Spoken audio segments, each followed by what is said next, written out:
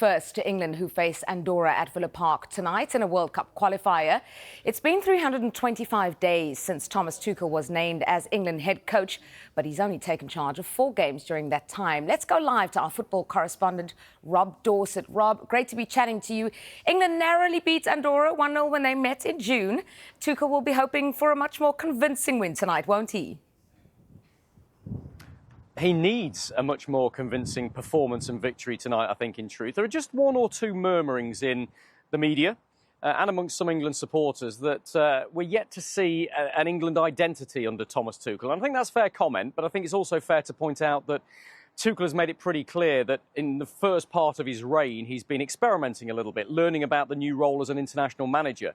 He's stressed to the players that the real business starts now. He wants more intensity. He says he's seen that on the training field at St George's Park all week.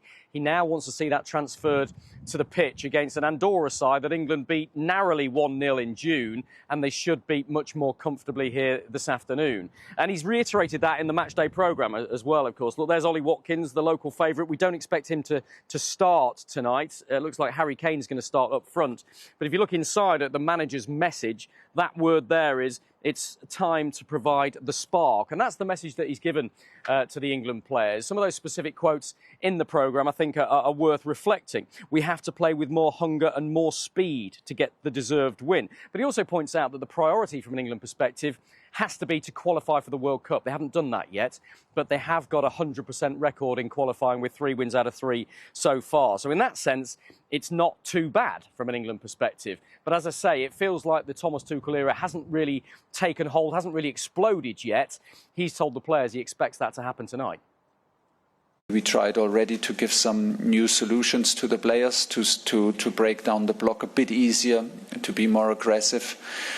But yeah, we always have to balance our expectations because Andorra is a well-drilled team. I know it sounds maybe silly, but it is like this. It's a well-drilled team in a 5-4-1. They know what they're doing. They do this since 8-10 years, I think, with the same coach.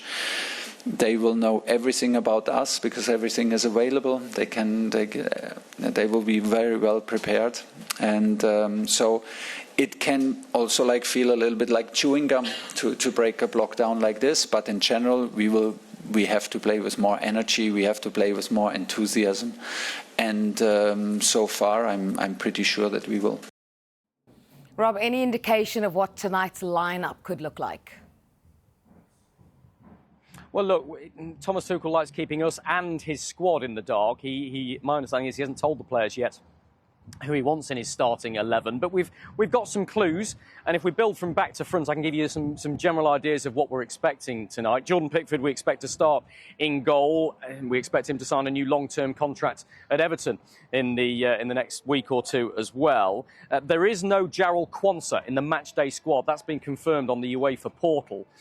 24 players in England's squad right now. Tuchel can only name 23 players in a matchday squad, so it's Jarrell Quansah who misses out. And we expect Dan Burn to start on the left side of a central defensive pairing in a back 4. Pretty clear that he'll go with a back 4 tonight as well. I think the smart money says that Ezri Konsa on his home ground will start alongside Dan Burn in the centre of defence.